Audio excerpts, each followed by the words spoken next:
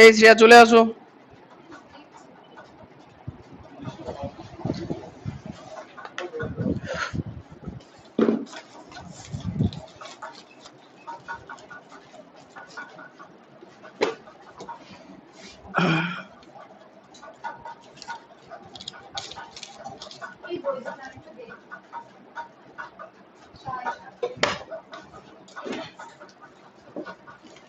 ওটা বোধহয় আগের বছরে, দেখে নাও।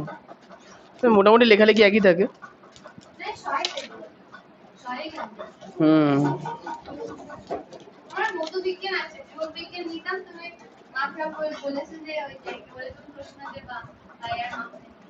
লাগবে না, কি করবা নিয়ে? তুমি যদি ভাবছো যে প্রচুর পড়বো, হবে না, তোমাকে স্পেসিফিক জিনিসই পড়তে হবে। দেখো যারা মানে প্রচুর ভালো নাম্বার পেয়েছে, এটুকু মনে রাখবে যে তারা খুব সুন্দর গাইডেন্স পেয়েছে। সুতরাং বা কি বলতে, এখানে লাখের ব্যাপার থাকে। মনে করো আমি তোমাকে 5টা কোশ্চেন করালাম, পরীক্ষাতে 4টে চলে এলো। আবার কেউ মনে করো 5টা কোশ্চেন বললো 5টাই এলো, এর লাখ কার ভালো? বলতে বললাম কিছু জিনিস অ্যাজিউম করা যায়, আর কিছু জিনিস একটুখানি ভাগ্যের উপরেও ছেড়ে দিতে হয়। ঠিক আছে? এই হনুমানগুলো যে কোথায় গেল আমার যন্ত্রপাতি নিয়ে? করছে কি, ছাদ থেকে লাফ মেরে মরে যাবে, তখন আমার নামে দোষ হবে। কি হয়েছে তোমার? কি একটা হয়েছে মনে হচ্ছে মাথা, তোমার মাথার ব্যায়াম হয়েছে, দাও একটা অ্যাসিড দাও। অ্যাসিড ট্যাসিড নেই, রাখো। এর ভিতর ঢালবো। হ্যাঁ, খুব শকটে রাখো, টেস্ট টিউবটা হোল্ডারে রাখো।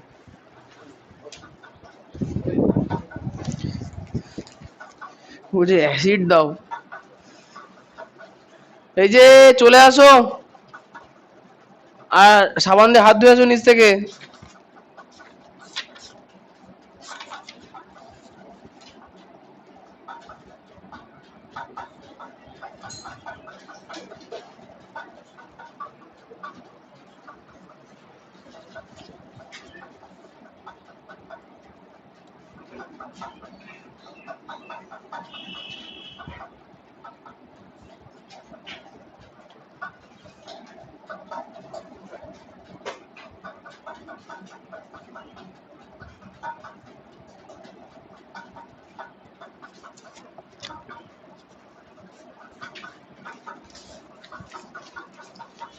তোমার কাছে ছায়ার আছে না ডাইমার্টিনের আছে?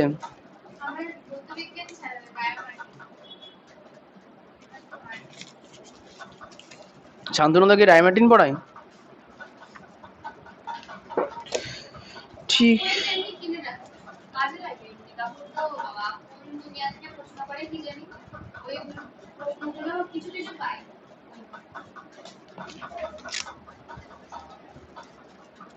কোশ্চেন ইজি আসবে, ইজি পড়বা, যা আসবে তাই পড়তে হবে।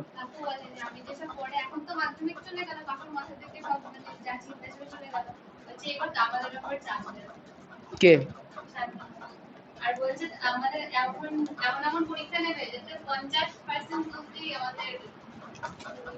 না না, কোশ্চেন ইজি হয়, কি বলতো, প্রিপারেশন না থাকলে নাম্বার ওঠে না। প্রস্তুতি থাকতে হবে অনেক, তাছাড়া নাম্বার হবে না।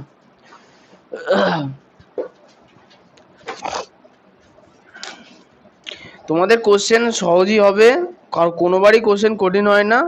শুধু যারা একদম ছোট ছোট একটুখানি জায়গা পড়ে যায় তারা ফেঁসে যায়। না, এটা হতে পারে যে কোশ্চেন হয়তো ঘুরিয়ে এলো, বা যেগুলো মানে একদম কোনোবার আসে না এমন কোশ্চেন হলো, তাহলে প্রবলেম হয়ে যায়।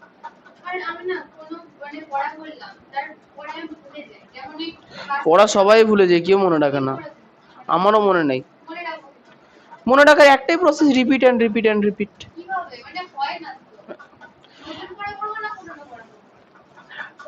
নতুন করে পড়বো কেন? দেখো, এর আমি বলছি, দেখো দিনে না টাইমটাকে ভাগ করবো। দিনে 24 ঘন্টার সময়, এর মধ্যে 8 ঘন্টা তোমাকে ঘুমাতেই হবে। এখন 8 ঘন্টা ঘুমাবা, যদি 6 ঘন্টায় সম্পূর্ণ হয়ে যায় তো ওকে হয়েছে। এবার তুমি উঠলে, কখন উঠছো আর কখন ঘুমাচ্ছ দুটো টাইম যেন ফিক্স থাকে, হয়ে গেছে।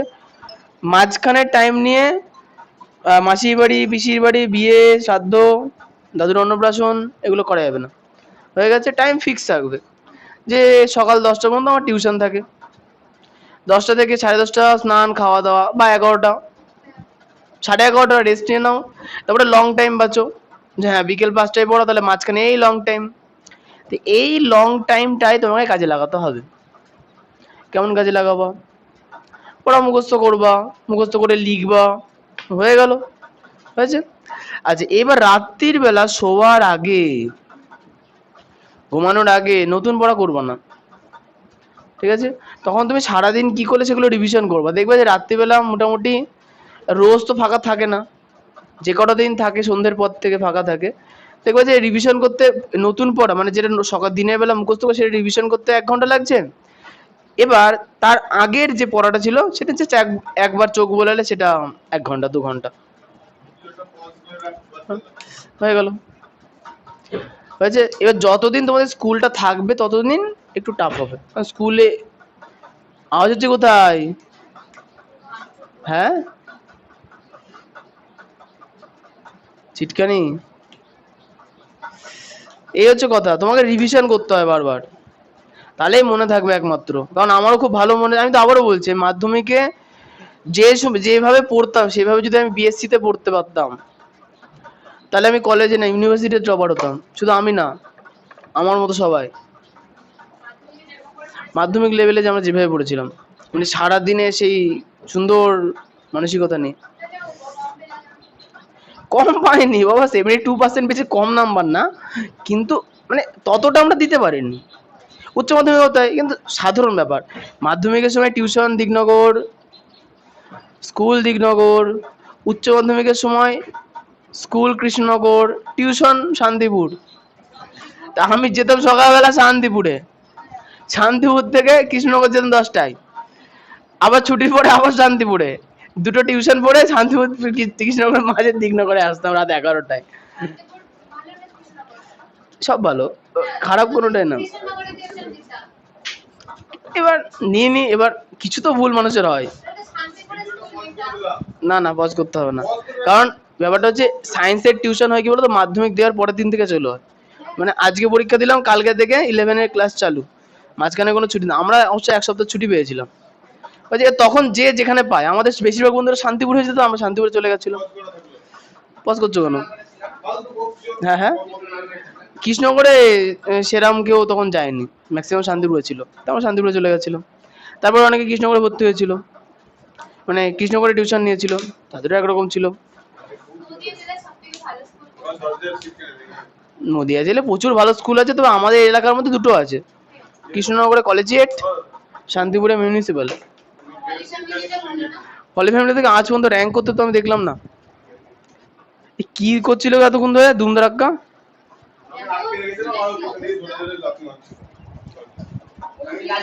তোমার কি মাথার ব্যায়াম হয়েছে? মাথা বিগড়ে গেছে তোমার?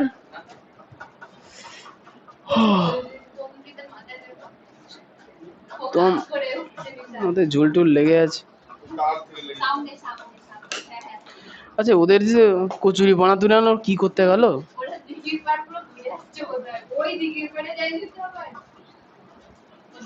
হ্যাঁ অন্যান্য ক্লাসে ছেলেপেলে যাই 5 মিনিটের মধ্যে চলে আসে, এটা তো গিয়েছে তো গিয়েছে।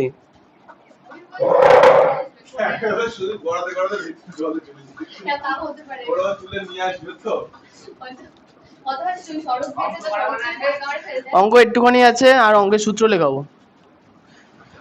শঙ্কু শুরু করবো।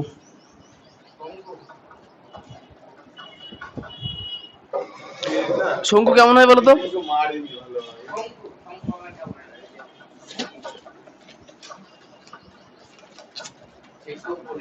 হ্যাঁ হ্যাঁ টোপর টোপর, হ্যাঁ টোপরটাই তো মনে থাকবে, বিএসসিএন চলছে না, টোপর মনে থাকতে হবে তো।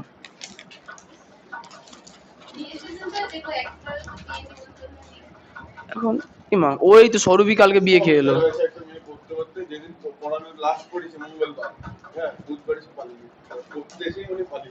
তা কি হয়েছে? কমেন্টে বলছে মাইনাগুলো দিয়ে সব পালা, যাদের কাছে মাইনা পায় তারাই সব পালিয়ে যায়। এখন তো পালিয়ে গেলে সমস্যা আছে খুব, কারণ তোমাদের বয়স তো 16, তো 16 বছরে পালিয়ে গেলে সমস্যা, তো সরকার তো মেনে নেবে না। এখন তো সরকারিভাবে 21 বছর, 21 বছরের আগে তোরা রেজিস্ট্রি করতে পারবে না। ধরো আগে কি হতো বলতো, 18 বছর হতো, উচ্চ মাধ্যমিক দেওয়ার পরের দিন ছেলেপেলে পালিয়ে যেত, অসুবিধা নেই, 18 বছর হয়ে গেছে, বাড়ির লোক কি বললো না বলে কিছু যায় আসে না, কারণ ছেলেপেলে বড় হয়ে গেছে, সরকার বলছে কোনো চাপ নেই। কিন্তু এখন তো 21 বছর করে দিয়েছে মেয়েদের। ছেলেদের তো 21 ছিল, এবার ওখানটা হয়ে যাচ্ছে সমস্যা, এবার বাড়ির লোক মেনে নেবে, কি আর করবে, ছেলেপিলে পালিয়ে গেছে, বিয়েই তো করেছে, ডাকাতি তো করেনি, তো অসুবিধা নেই। সবাই বলে করে, অনেক না বলে করে। ও কোনো ব্যাপার না।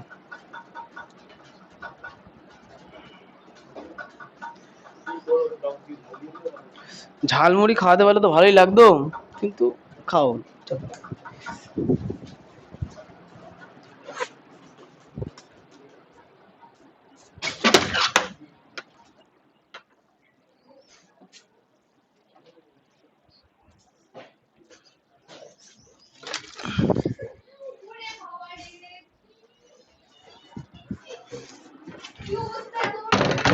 স্বরূপকে নৌকা মতো ছেড়ে দিয়েছিলাম।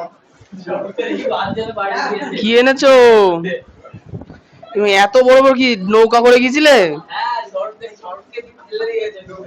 আচ্ছা ঠিক আছে, হয়েছে হয়েছে, কাজ হবে হবে হবে। বাহ, ভালোই করেছো, বড়টা বড় ভালো করে দেখা যাবে। এই কি হয়েছে, নৌকায় তো মাছের গন্ধ তো বেরোবে। কতগুলো মাছের বাসা ভাঙলো বলতো,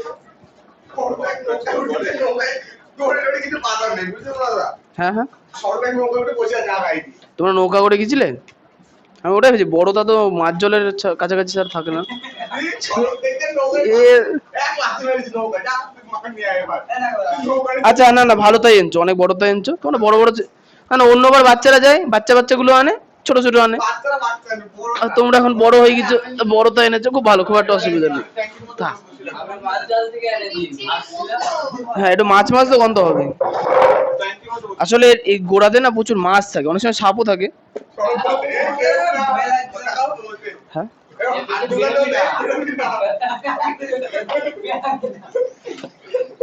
তাহলে তোমাদের নৌকা নিয়ে যেতে দিল লোকজন?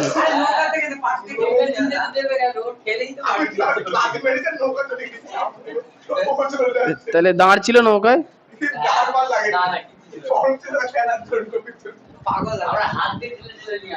খেয়েছে রে। ও আচ্ছা, চলছে। তুমি যে বলে পজ করেছো, কি পজ করলে? কচুরি পানাতে একটা জিনিস দেখাবো। না না, থাক। আচ্ছা, অঙ্কটাকে করে নাও। না না, এটা তাহলে বাইরে রেখে আছি, কেমন একটা মাছ মাছ গন্ধ বেরোচ্ছে না? ও, কচুরি পানার পাতাগুলো দেখেই তো কেমন লাগছে।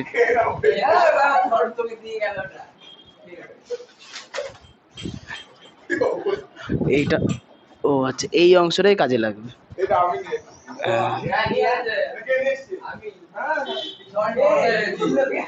আচ্ছা ঠিক আছে, তুমি মাছ টাছ খাও না নাকি শ্রেয়া?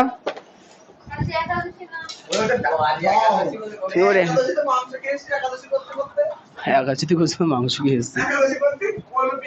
আচ্ছা না, বার করো 17 নম্বর অনুশীলনী, এই কোষে দেখি 14, আজকে আমাদের 17 কোশ্চেন গুলো হবে।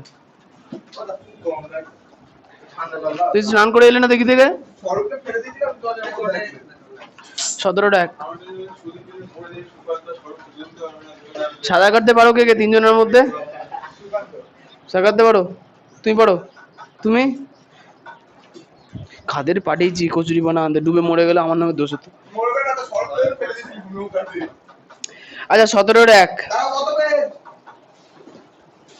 Page number 205।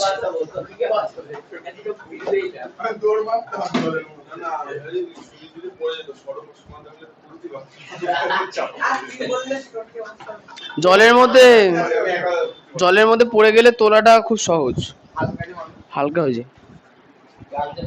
তবে নিজেকে যদি কাউকে বাঁচানোর ট্রেনিং না নেওয়া থাকে, জলের মধ্যে কাউকে বাঁচাতে যেতে নেই, কারণ যে ও এমন ভাবে ধরো জাপটে ধরলো তোমাকে বুক টুক দিয়ে, তুমি বুঝলে না? ধরো জলের মধ্যে কেউ ডুবে যাচ্ছে, সে সাঁতার জানে না, ডুবে গেলো। এখন তুমি জানো, তুমি ভাবছো একে তুলবো, এখন দেখ তুমি জানোই না যে মানুষকে বাঁচাতে হয় কি করে, হবে কি বলতো, ও তোমাকে এমন ভাবে জাপটে ধরবে যে তুমি নিজের হাত পা নাড়াতেই পারবে না, ডুবে মরে যাবে একসঙ্গে। ঠিক আছে, এই জন্য কেউ যে জানে না বাঁচাতে হট করে যেতে নেই। জলের মধ্যে যদি এমনি হাত পা না নাড়ে এমনি ভেসে ওঠে মানুষ, এর আতঙ্কে মানুষ মরেছে। তুই কিছু না, জলের মধ্যে যাবা, মুখ ডোবাবা, দিয়ে হাত পা ছড়িয়ে দেবে, দেখো স্টার মাছের মতো উপরে ভেসে বেড়াচ্ছ, কিছুই না। 17 না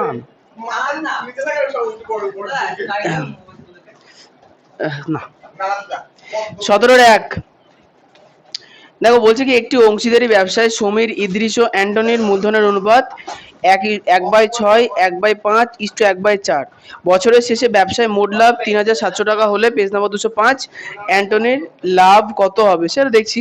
তাহলে এখানে এই অঙ্কটা সবার প্রথমে দেখো লিখে আছে কি, আমরা কি লিখবো যে তিনজনের মূলধনের অনুপাত। আচ্ছা, তিনজনের মূলধনের অনুপাত কত আছে দেখো, 1/6। বেশি ঘষাঘষি করছো না, হাত তো চুলকাবে। কিচ্ছু হবে না, আর একটু পরে ঠিক হয়ে যাবে। চুলকাক, কস লেগেছে বোধহয়। যাও যাও নিচে হ্যান্ড ওয়াশ করেছো, যাও। 1/6, 1/5, 1/4। আচ্ছা একটা জিনিস দেখো, আমাদের এতদিন যে অনুপাতগুলো ছিল সেগুলো কেমন ছিল, সেগুলো পূর্ণ আকারে ছিল, কিন্তু এটা কি আকারে আছে, ভগ্নাংশ আকারে আছে না। তো এই ভগ্নাংশকে আগে আমাকে পূর্ণ আকারে প্রকাশ করতে হবে। নিয়ম হচ্ছে কি, হরগুলোর লসাগু করতে হবে। তাহলে 6, 5 আর 4 লসাগু করো, 2 দিয়ে 3, 5 আর 2, তাহলে লসাগু কত হলো, 2 দুগুণে 4 আর 3 5 4 15 60। তার মানে প্রত্যেকটাকে আমরা 60 দিয়ে গুণ করে দেবো, প্রত্যেককে আমরা 60 দিয়ে গুণ করব। তাহলে এখন 6 দিয়ে 60 কাটলে 10, 5 দিয়ে 60 কাটলে 12, 4 দিয়ে 60 কাটলে 15, তাহলে হলো কত, 10:12:15। তিনজনের অনুপাত পেয়ে গেলাম। এইবার কি বলেছে, অ্যান্টনি, আচ্ছা মোট লাভ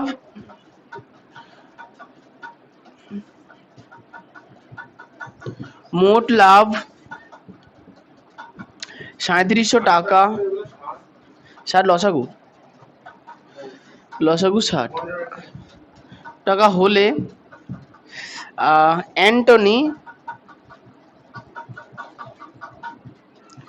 অ্যান্টনির লভ্যাংশ।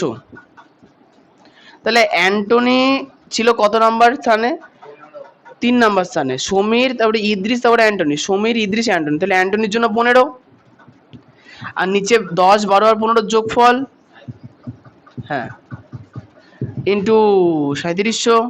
তাহলে 15/37 ইন্টু 3700, 37 × 37 2 শূন্য, তাহলে 15 আর 2 শূন্য মানে 1500 টাকা। তাহলে অ্যান্টনি লভ্যাংশ পাবে কত, 1500 টাকা। হ্যাঁ, তোমার তো সব উত্তর মুখস্থ হয়ে গেছে দেখছি, নাকি সব মুখস্থ। 17-2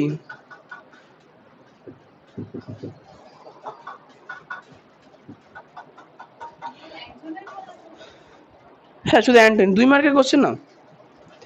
আচ্ছা, 2-টা বলেছে দেখো, একটি অংশীদারি ব্যবসায় পৃথা ও রাবেয়ার মূলধনের অনুপাত 2:3। রাবেয়া ও জেসমিনের মূলধনের অনুপাত 4:5 হলে পৃথা, রাবেয়া ও জেসমিনের মূলধনের অনুপাত কত। আমরা লিখি যে প্রদত্ত, দরকার নেই, লিখবো যে ওই 15/10 যোগ 12 যোগ 15। আচ্ছা লিখবো 17-2 আমরা কি লিখবো যে পৃথা ও রাবেয়ার মূলধনের অনুপাত, পৃথা ও রাবেয়ার মূলধনের অনুপাত সমান সমান কত আছে, 2:3। চলে আসে, কি হলো, এখনো চুলকাচ্ছে? হ্যাঁ মুছো, পরিষ্কার গুলো নাও পেছন। ও ঠিক আছে, ঘষে ফেলেছে।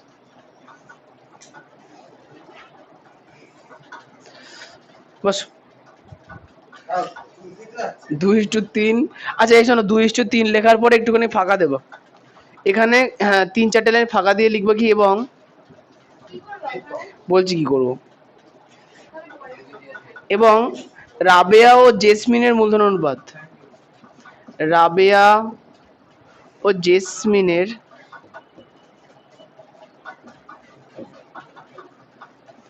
মূলধনের অনুপাত। রাবেয়া, পৃথা ও রাবেয়ার মূলধনের অনুপাত। আচ্ছা হ্যাঁ, ও দীক্ষা রাজা আচ্ছা রাবেয়া জেসমিন 4:5 হয়ে গেছে। খেয়াল করে দেখো, পৃথা আর রাবেয়ার মূলধন হচ্ছে পৃথার 2, রাবেয়ার 3। এখানে দেখো বলছে রাবেয়ার জেসমিনে, তাহলে রাবেয়ার 4, জেসমিনের 5, তাহলে রাবেয়ার জন্য কি পেলাম, 3 আর 4 পেলাম না, দুজনের জন্য আলাদা হচ্ছে না। কিন্তু ব্যবসার মধ্যে তো তিনজনে একত্রে টাকা দিয়েছিল, তাই তো? তাহলে অনুপাত সবসময় আমরা একত্রে বার করব। ওই জন্য আমরা রাবেয়ার ক্ষেত্রে যে যে সংখ্যা পাচ্ছি তাদের লসাগু বার করব। রাবেয়ার ক্ষেত্রে সংখ্যা এখানে কি আছে, 3, এখানে আছে কত, 4। 3 আর 4 লসাগু নেব, কত হবে? 3 আর 4 লসাগু, লসাগু 3 4 12, তাই না?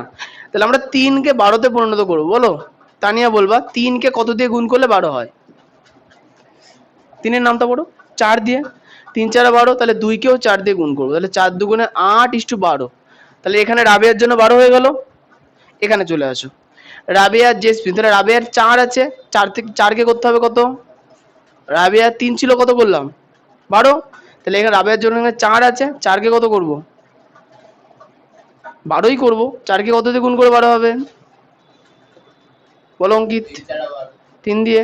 তাহলে 5কেও 3 দিয়ে গুণ করবো, তাহলে 3 4 12 আর 3 5 15। তাহলে খেয়াল করে দেখো, দু ক্ষেত্রে রাবেয়ার অনুপাতের ওই ভাগাহারটা সমান 12 হয়ে গেল না, হয়েছে?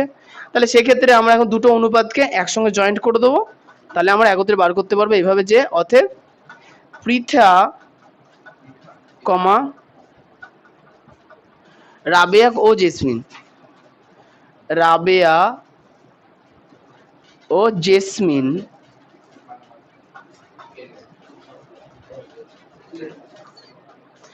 মূলধনের অনুপাত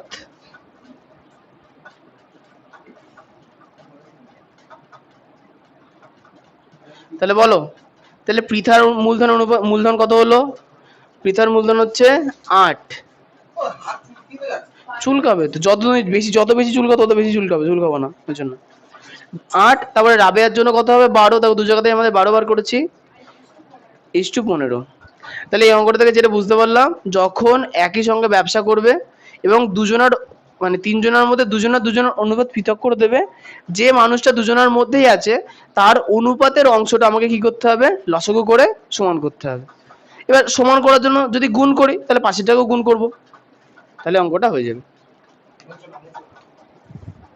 তুমি লেখো, কচুরিপানা না পাতা ধরে তুলতে হয়, তোমরা এমন ভাবে হাতে জড়িয়ে ধরেছো, ওই গোড়ার মানে ওই গোড়ার দিকে জল লাগলে না ওই চুলকায়। ওর মধ্যে কিছু ব্যাকটেরিয়া থাকে যেগুলো হাতের উপরে পড়লে অভিস্রবণ ঘটিয়ে ফেলে, ওই জন্য এমন হয়। ঠিক আছে, অসুবিধা নেই, এটা চুলকাক না, কি হয়েছে?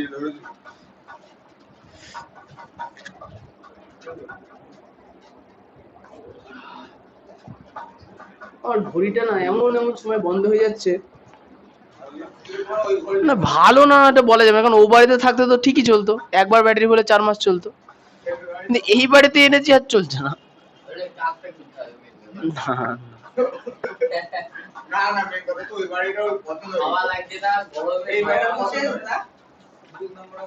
হ্যাঁ, অ্যান্সার হয়েছে লাস্টের লাইনটা।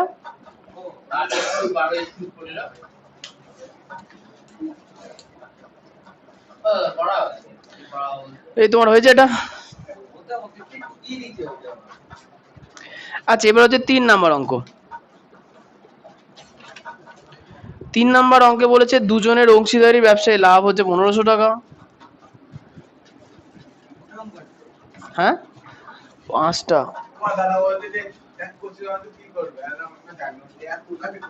তো অত এনছো কেন? আমি জানি যে ছোট ছোট আনবে, এন্ট্রি এত বড় বড়।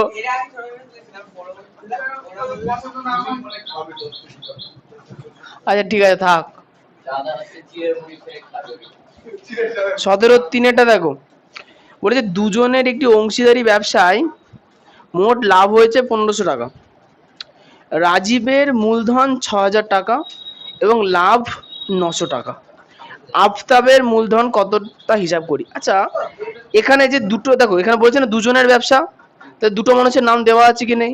দেখো দেওয়া আছে, রাজীব প্রথম মানুষ, আফতাব দ্বিতীয় মানুষ। রাজীবের লাভ যদি 900 টাকা হয় আর বলেছে কি দুজনের ব্যবসায় মোট লাভ 1500 টাকা হয়, তাহলে 1500 থেকে 900 বাদ দিলে 600 টাকা। 600 টাকা কার লাভ হলো? আফতাবের লাভ, তাই তো? তাহলে আমরা প্রথমে কি বার করব? লাভ। লাভ বার করতে বলেনি, মূলধন বার করতে বলেছে। লেখো, লিখবো যে রাজীব, আচ্ছা লিখবো যে দুজনের মোট লাভ সমান সমান 1500 টাকা। এখানে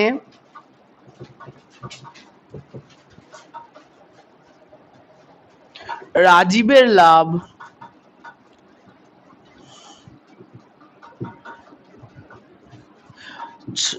900 টাকা হলে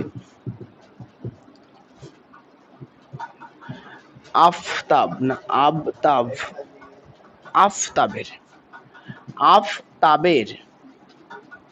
লাভ 1500 মাইনাস 900, তাহলে 1500 থেকে 900 বাদ দিলে কত হবে? 600 টাকা। এটা হচ্ছে আফতাবের লাভ। তাই কি লিখবো? অতএব রাজীব ও আফতাবের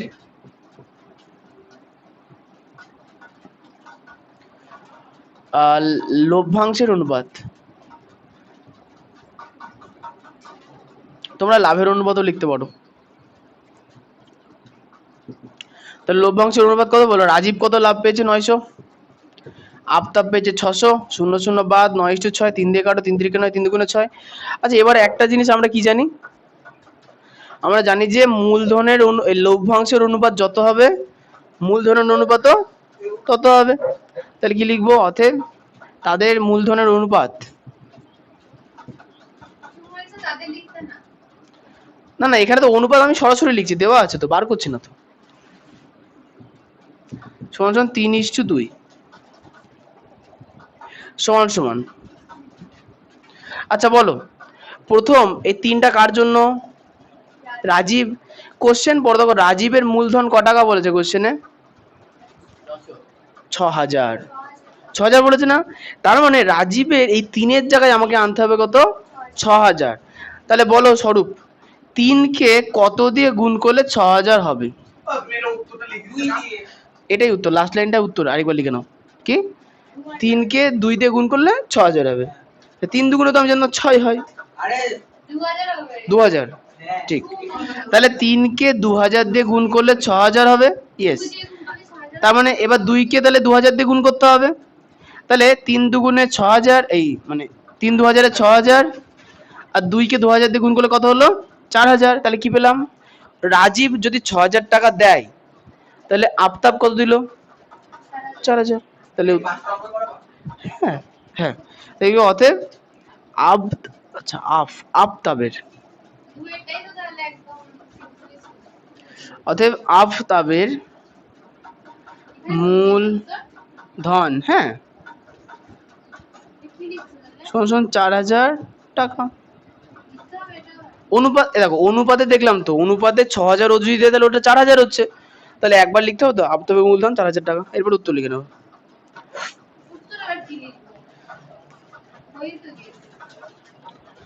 উত্তর আলাদা একটা লাইনে লিখতে হয়, লিখবা।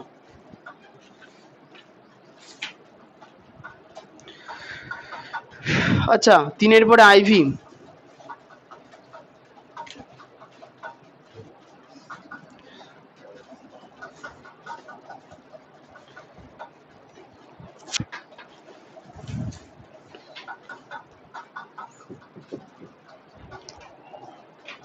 বলছে একটি অংশীদারি ব্যবসায় 3 জনের মূলধনের অনুপাত 3:8:5। প্রথম ব্যক্তির লাভ তৃতীয় ব্যক্তির লাভের থেকে 60 টাকা কম। আভ আপ হ তয়াকার বয়কার র। আচ্ছা, ব্যবসায় মোট কত লাভ হয়েছিল? ব্যবসায় মোট কত লাভ হয়েছিল? আচ্ছা, তাহলে এখানে আমার একটা জিনিস দেখো, কোশ্চেনে দেখো দিয়েছে মূলধনের অনুপাত আর বলেছে কি প্রথম ব্যক্তির যা লাভ হয় তৃতীয় ব্যক্তির তৃতীয় ব্যক্তির থেকে প্রথম ব্যক্তির 60 টাকা কম লাভ হয়। বিষয়টা হচ্ছে কি মূলধন যে অনুপাতে দেবে লাভও সেই অনুপাতেই হবে। তাহলে আমরা এই অনুপাত থেকে আগে ধরে নেবো যে কার কত লাভ হয়েছে। লেখো, লিখবো যে 3 জনের মূলধনের অনুপাত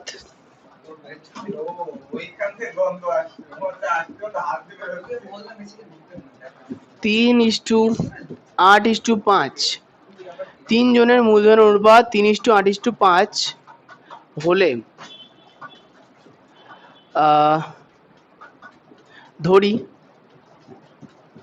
প্রথম জনের লভ্যাংশ সমান 3x টাকা। হ্যাঁ, অপশন নেই, কিছু দেওয়া নেই তো। আচ্ছা, এবং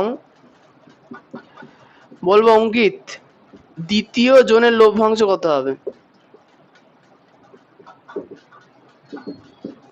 কত x টাকা হবে? দ্বিতীয় জনের অনুপাতে কত হচ্ছে 8, তাহলে 8x। আচ্ছা, এবং তৃতীয় জনের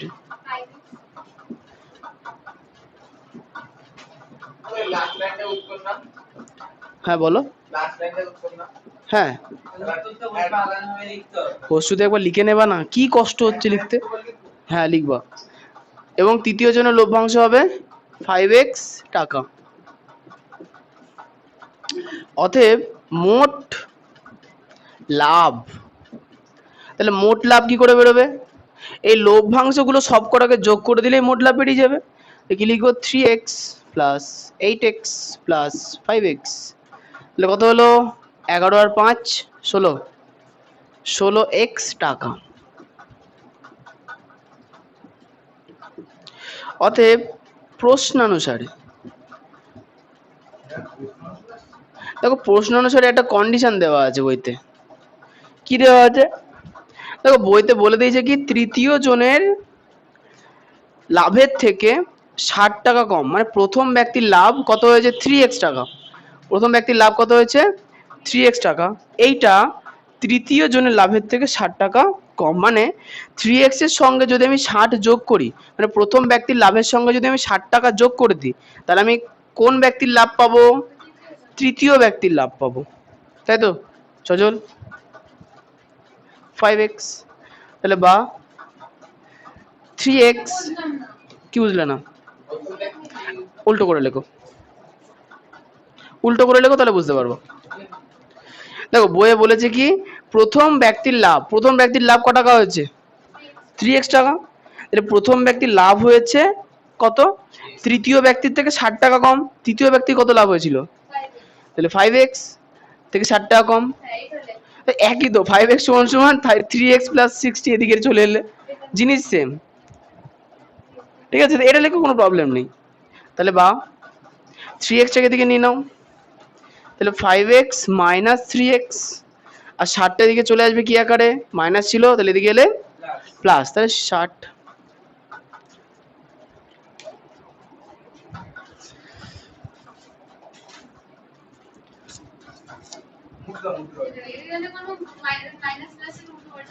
ও আগেরটা হচ্ছিল বলে তুমি ঝামেলাটা করলে, বাহ। না, আমি হচ্ছে ওই 3x টাকে ডান দিকে নিয়ে আসতাম, দিয়ে লাস্ট লাইনে গিয়ে উল্টে নিতাম। হ্যাঁ, ঝামেলা অবশ্যই হতো। অঙ্ক নিয়ে মারামারি না করলে হয় একটু।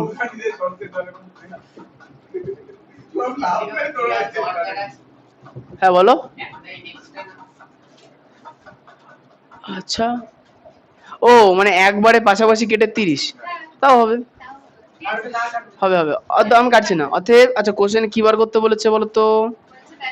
মোট লাভ, তাহলে অতএব মোট লাভ হয়েছিল।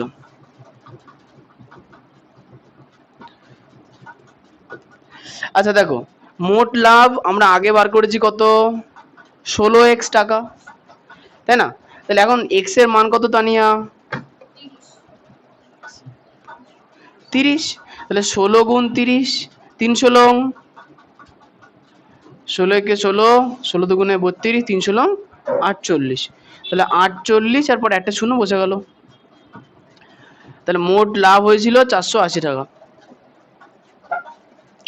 তাহলে 480 টাকার জন্য এক পাতা অঙ্ক করতে হলো, দেখেছো কি সমস্যা। পরের অঙ্কে আমার নাম আছে মানে কি দেওয়া আছে, ও আচ্ছা হ্যাঁ, কি লেখা আছে ওখানে, খুব ভালো, এটা তো ভালো লেখা আছে। আগে লেখা থাকতো কাকুর ভাঙা বাড়ি, কোথায় এই দিয়ে না, কোথায় লেখা ছিল, ছবি আঁকা ছিল একটা, কি না কি লিখে দিয়েছে, কে লেখে আমি কি করে বুঝবো, 5-এর ছেলেরা, ওই 10-এর মেয়েটা ওই দেয়ালটা ভরেছি, তুমি দেখতে পাচ্ছ না, তুমি ওইখান থেকে বসতে বসতে বসতে বসতে লিখেছো পুরোটা।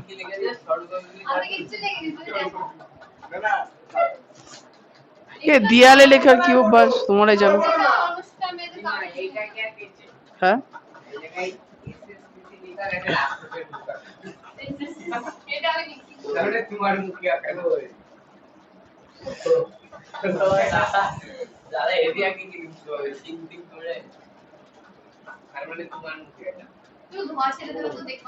কেন গো, এখনো বাসা বানাতে পারলো না, সবে এসে বসেছে।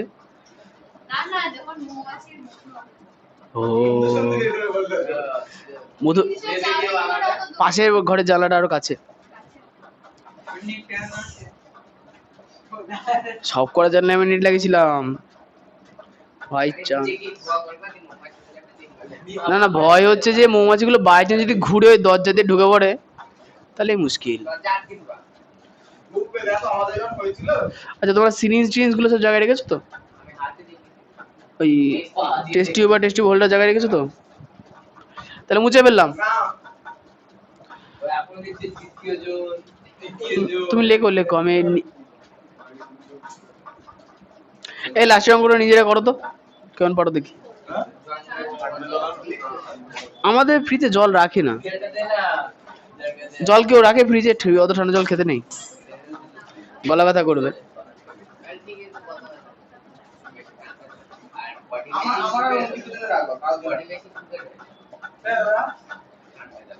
হ্যাঁ কি গো, তাহলে করে ফেলি। হ্যাঁ হ্যাঁ ইয়েস, না না না, লাভের অনুপাত বার করে, আনুপাতিক ভাগার করে ওটা বার করতে হবে। আচ্ছা 5-এর কোশ্চেনটা একবার পড়ে ফেলি। বলেছে জয়ন্ত, অজিত এবং কুণাল মোট 15,000 টাকা নিয়ে একটা অংশীদারি ব্যবসা শুরু করে। হ্যাঁ হ্যাঁ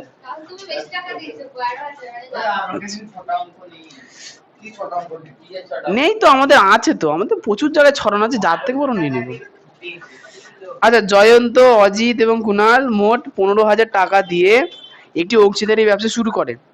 বছরের শেষে জয়ন্ত, অজিত এবং কুণালের যথাক্রমে লাভ হয় 800 টাকা, 1000 টাকা এবং 1200 টাকা।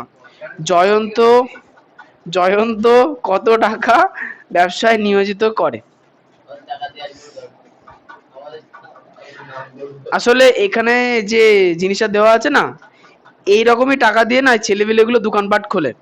মোটামুটি 20, 21, 22 বছর যখন ছেলেপিলে পড়াশোনা ছেড়ে দেয়, মানে আর করে না, তখন এই 2-3 জন মিলে, যাদের মাথায় বুদ্ধি একটু ভালো, তারা করে। না না, ভাইবো তো নিজের বাবার দোকান সামলাচ্ছে। জামাই আবার কে? হ্যাঁ সত্যি দাদাও আছে। আচ্ছা তাহলে জয়ন্ত, অজিত এবং কুণালের, আচ্ছা তাহলে আমরা প্রথমে বার করব হচ্ছে 3 জনার লাভের অনুপাত, ঠিক আছে? তাহলে লেখো জয়ন্ত কমা অজিত কমা কুনাল ওইটা দেখো এর লাভের অনুপাত, আমারটাই আমি দন্তের না দিতাম, এখানে মধ্যে না আছে। আচ্ছা লাভের অনুপাত কত হচ্ছে? 800, না হ্যাঁ ডাক নাম যখন তো লিখতে হয় না কোথাও অবশ্য, 1200। তাহলে শূন্যগুলো উঠে দিলে 8, 10, 12, দুই কাটলে 4, 5 আর 6। তাহলে আমাকে এখন বার করতে বলেছি কি জয়ন্তরটা, তাই না? এখন আমরা কি লিখবো? মোট মূলধন, অন্যগুলোতে লিখতাম মোট লাভ, এখানে মূলধন বার করতে বলেছে, তাহলে লিখবো কি মোট মূলধন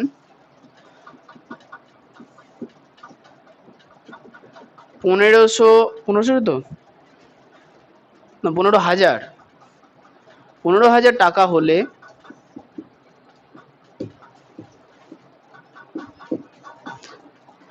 জয়ন্ত জয়ন্ত নিযুক্ত মূলধন, হ্যাঁ বলো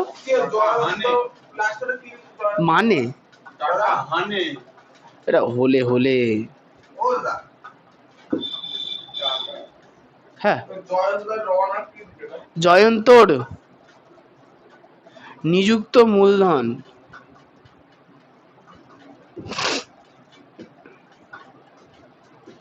সমান সমান, আচ্ছা জয়ন্ত নিযুক্ত মূলধন কত হবে? অনুপাতটা আগে আনুপাতিক ভাগাহার বার করতে হবে। জয়ন্ত ফার্স্টে, তাহলে জয়ন্তের জন্য 4 আছে, তাহলে উপরে 4, 4 প্লাস 5 প্লাস 6 ইন্টু টোটাল 15,000 টাকা। তাহলে 6 আর 4 10 আর 5 15, তাহলে 4/15 ইন্টু মাত্র 15,000,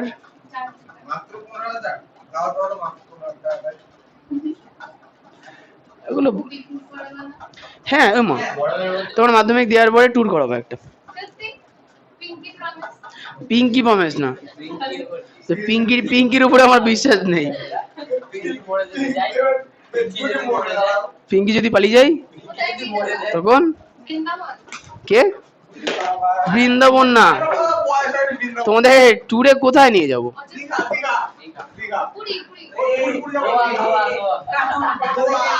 আমি বলছিলাম না ওই পাশে রেস্টুরেন্টে নিয়ে যাবো ওই জন্য না না এর আগে প্ল্যানটা করে নিই, তারপর আমি বেঁচে দেবো নাকি? এই জন্য আমাদের বন্ধুরা যখন প্ল্যান করে কর আমি আছি তো, দেখ সব জায়গায় সেটাই না রে আমার হবে না, দে প্ল্যান বন্ধ।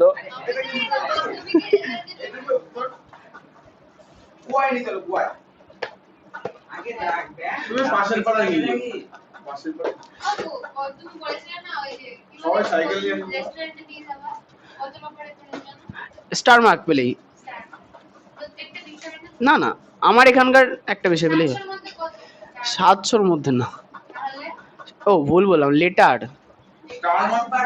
স্টার তো হচ্ছে 525 70%, 525 স্টার, আর ওদিকে হচ্ছে আচ্ছা লেটার মার্কস মানে যে কোনো একটা সাবজেক্টে 80-র উপরে, তিনটেতেই পাবো আশা করি, আমরা আশা রাখতে পারবো না কেন? 80 মার্ক তোলা খুব কঠিন নাকি? ইজি। গুয়া গুয়া দিঘির পাড়ে নিয়ে গিয়ে তোমাকে শিয়ালের গর্তের মধ্যে ঢুকিয়ে দেবো, দেখো কেমন লাগে।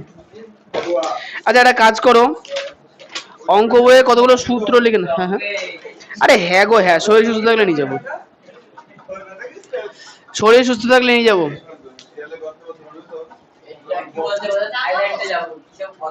লিখে নাও 3-4টে আছে, লিখে নাও, দাগালে খুঁজে পাবো না।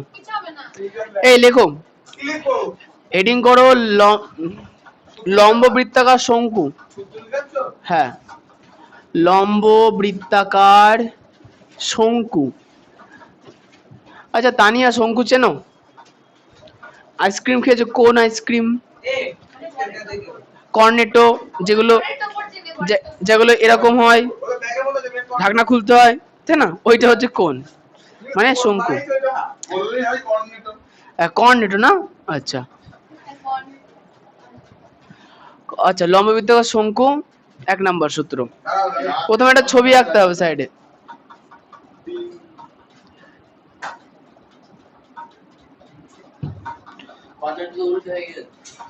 তাও তো এরকম হতে পারে না, বরের তো বোর, বড় যখন ধরো মাথায় পড়ে আছে।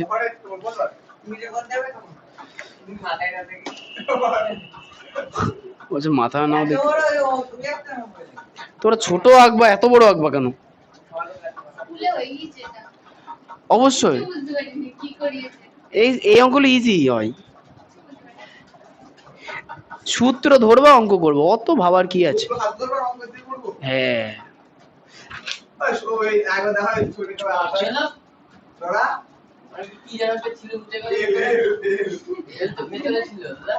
এই তির্যক উচ্চতাকে এল বলবো, এটা এইচ। হ্যাঁ বলো।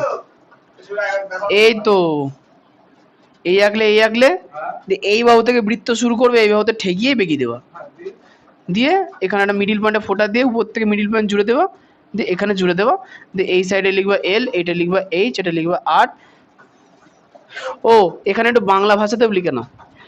এল হচ্ছে তির্যক উচ্চতা, এল হচ্ছে কি জায়গা করে নিতে হবে, এই সাইডে লেখো তির্যক উচ্চতা। এইচ মানে হচ্ছে শুধু উচ্চতা, আর আর মানে হচ্ছে চিরকালের মতো কি ব্যাসার্ধ।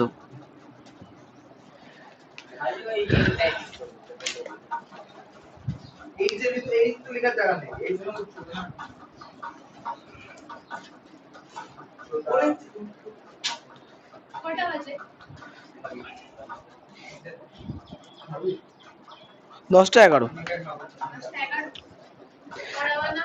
হ্যাঁ এ লেখো লম্ব, বৃত্তাকার, শঙ্কুর, বক্রতলের ক্ষেত্রফল। তোমরা এক লাইনে লিখবে, আমার এখানে ধরছে না বলে আমি নিচে নিচে লিখছি, তোমাদের এক লাইনে ধরে যাবে। ক্ষেত্রফল সমান সমান পাই আর এল বর্গ একক। 2 নাম্বার সূত্র,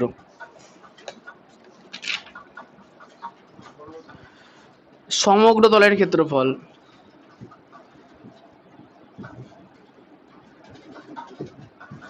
ওর সঙ্গে পাই আর স্কয়ার যোগ করতে হবে, তাহলে কি লেখা আছে? পাই আর ইন্টু আর এল, পাই আর ইন্টু আর প্লাস এল বর্গ একক। 3 শঙ্কুর উচ্চতা,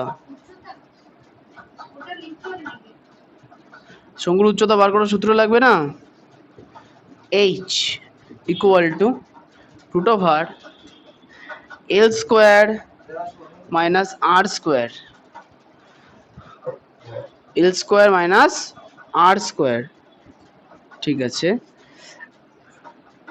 তোমাদের অঙ্ক করানোর সময় এই উচ্চতার থিওরিটা, আচ্ছা এখনই একবার বলে দেবো কি করে হচ্ছে। আচ্ছা শঙ্কুর আয়তন 1/3 পাই আর স্কোয়ার এইচ, শঙ্কুর আয়তন সমান সমান 1/3 পাই আর স্কোয়ার এইচ ঘন একক। এই কটাই বোধহয় সূত্র আছে। তাহলে শঙ্কু হয়ে গেছে, কার কার হয়ে গেছে? হয়নি? স্কুলে হয়ে গেছে। ও স্কুলে তার মানে পরিমিতি আর ওই পাটিগণিতের পাঠটা শেষ করে রেখেছে, খুব ভালো। কজন ম্যাডাম ছিল? কজন ম্যাডাম? সব অঙ্ক করে দিয়েছে, একটাও বাদ নেই? এক্সিলেন্ট। ও আচ্ছা, না পারলে আরো ভালো।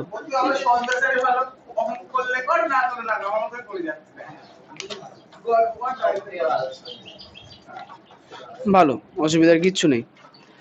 তাহলে তোমরা আগামী ক্লাসে, আচ্ছা একটুখানি তোমাদের বলে দিই, শঙ্কুর অঙ্কের একটা প্রবলেম আছে।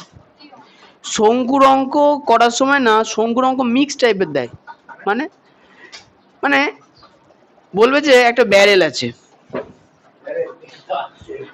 না ও ব্যারেল কেন হবে, ও তো মানুষ। ব্যারেল মানে ঢপ বা চোং। ওই রঙি রঙি এই যে এই যে 20 টাকা দিয়ে কি প্রকাশ করতে যাও? হ্যাঁ, ধরো বলেছে যে একটা লম্ব বৃত্তাকার চোং আছে, হয়েছে? তাহলে লম্ব বৃত্তাকার চোঙের একটা মানে এটা হচ্ছে কেন্দ্র, এই বৃত্তের কেন্দ্র, এটা এই বৃত্তের কেন্দ্র।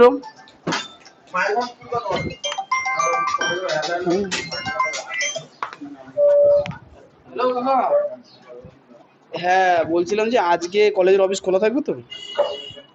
শনিবার তো?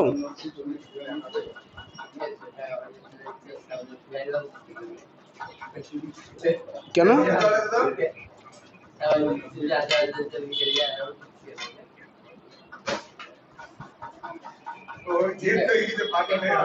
ও ভোটের জন্য নিয়ে নিয়েছে।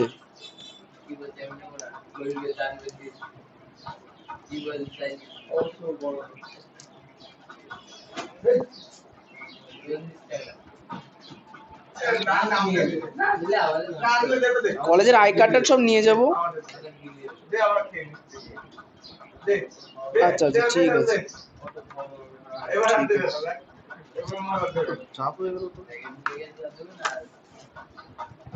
আচ্ছা এবার কোশ্চেনটা এইভাবে দেবে যে এই ধরো একটা লম্ব বৃত্তাকার চোঙ আছে, এর ভেতরে বা ব্যারেল হলো, এর ভেতরে আমি সব থেকে বড় কতটা শঙ্কু আঁকতে পারবো বা শঙ্কু বানাতে পারবো, বা কত আয়তনের শঙ্কু এর মধ্যে ঢোকাতে পারবো, এমন কিছু থাকবে। তার মানে কি দেখো লম্ব বৃত্তাকার চোঙের যে বৃত্ত মানে ভূমির যে বৃত্তটা, দেখো শঙ্কুরও সেম বৃত্ত না, সেম। তাহলে এইখান থেকে এতটা মনে করো শঙ্কু আঁকা যাবে। এবার কোশ্চেনে এমন ভাবে দেবে তোমাকে বার করতে হবে কি এই উচ্চতাটা তোমাকে হয়তো বার করতে হতে পারে, বা উচ্চতা থেকে হয়তো এই আর এর মান বার করতে হতে পারে, এল এর মান বার করতে হতে পারে। এইভাবে তোমার শঙ্কুর আয়তন বার করতে হবে। মানে লম্ববৃত্তাকার শঙ্কুর অঙ্ক করতে গিয়ে তোমাকে চোঙের সূত্র মুখস্থ রাখতে হবে। ওটা কেউ কাটি মারেনি। ফ্যানে আবার কি হলো? ওই যে চুলের উপরে ওঠে, বুদ্ধি জানো? আচ্ছা এই শোনো, তাহলে পরের দিনের বাড়ির কাজ হচ্ছে লেখো। ইয়েস।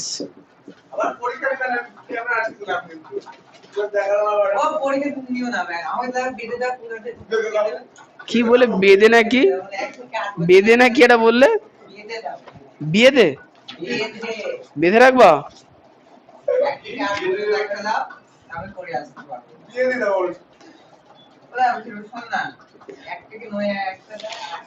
আরে অফার দিচ্ছে 1 থেকে 11, যাও। 11টা অঙ্ক করতে পারবো না বাড়িতে? নেই তাহলে ওই যে ওই এতগুলো পাশের বাড়ির বন্ধু আছে, কেন নেই? শ্রেয়া আছে, চলে যাবা।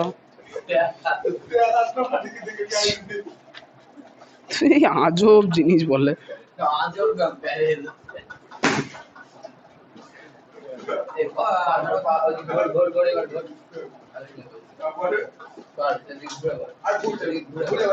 এই শোনো, অঙ্ক রিভিশন করবা, এক্সাম হবে।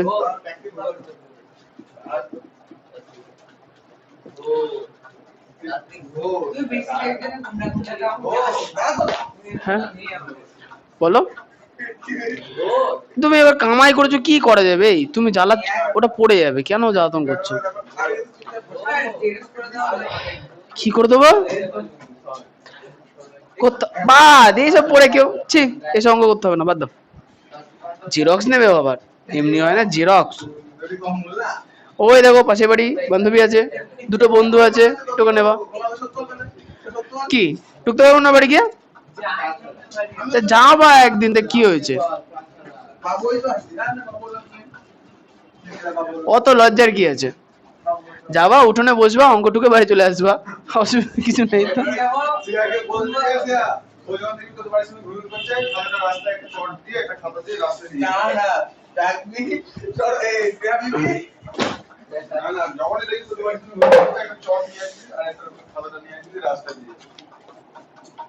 ওই কাগজ তলায় বসে বসে করে আবার কাদা না ফেলে রেখে ও আচ্ছা, অচেনা লোক আসলে কুকুর ঢুকে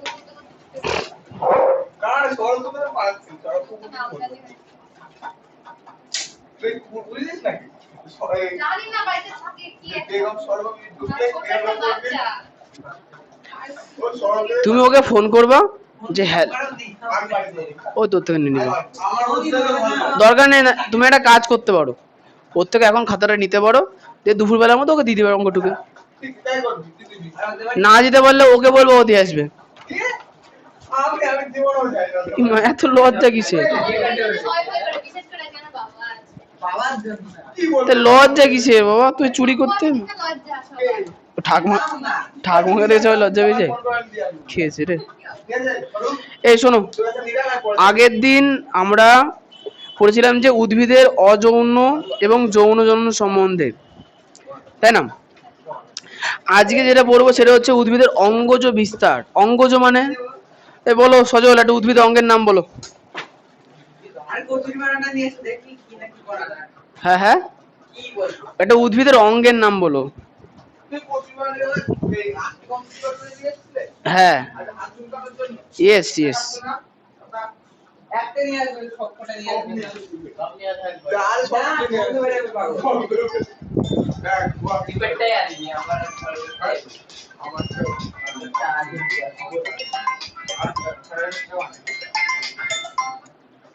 হ্যালো, হ্যাঁ বলুন।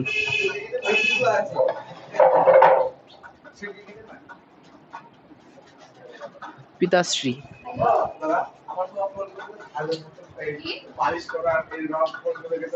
তো আবার জিজ্ঞাসা করবো তো। ওয়ার্ড মিস্টেক আছে যাও যাও যাও। তাই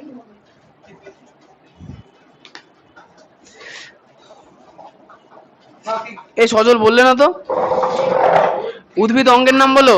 বলে টলে নেব তা শাখা প্রশাখা। এই তুমি একটা উদ্ভিদ অঙ্গের নাম বলো। কাণ্ড কাণ্ড, তুমি একটা বলো। পাতা, তুমি বলো। শিকড় শিকড়ের ভালো নাম কি? মূল মূল, তুমি একটা বলো। ডাল ডাল মানে শাখা বলে দিয়েছো তো, আর কি হতে পারে? আর মোটামুটি এই কটাই হয়, আরো হয় ছাল হতে পারে, আচ্ছা আর? হ্যাঁ হ্যাঁ, ফুল ফল। ডাল আর কি হয়? ফুল ফলের পরে একটা হয় ফুল ফল, তারপরে বীজ। বীজ হবে না? আচ্ছা ক্লোরোফিল, ওটা অঙ্গ না, ওটা অনেক ছোট অংশ। ডাল বললে হবে না। আচ্ছা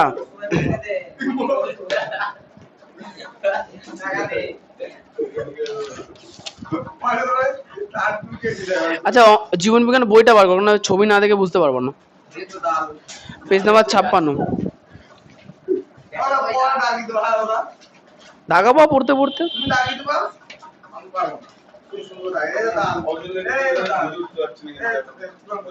ও পেট খারাপ হয়েছে আবার। আসো। আচ্ছা সাতজন না ধরো বসো বসো, ছুটির সময় নেবো।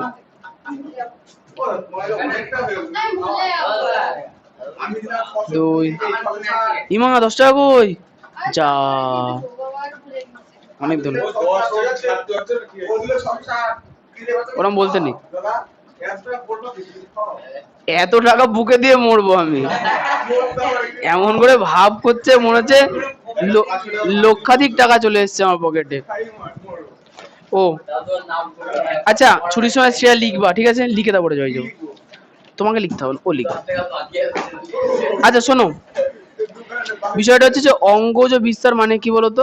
যে জনন প্রক্রিয়ায় জীবের শরীরের নানা অঙ্গ থেকে নতুন জীব উৎপন্ন হয় তাকে আমরা কি বলতে পারি? অঙ্গজন প্রক্রিয়া। এবার অঙ্গজ জনন প্রক্রিয়াটা হচ্ছে দু রকমের হতে পারে উদ্ভিদের ক্ষেত্রে। কি হবে?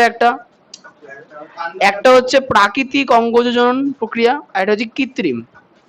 এটা প্রাকৃতিক, একটা প্রাকৃতিকের মধ্যে চলে আসি। এখন বাজারে আলু চলে এসছে, আলু গোল গোল হয়। আচ্ছা রাঙা আলু, আচ্ছা তোমরা একটা জিনিস বাড়িতে করতে পারবা, রাঙা আলু বাড়িতে কিনবা। রাঙা আলু চেনো তো? কি কালারের হয় বলো তো? লাল কালারের হয়। হ্যাঁ মিষ্টি আলু বলে। রাঙা আলু কিনবা, তাহলে অনেকটাই মাকুর মতো দেখতে হয়।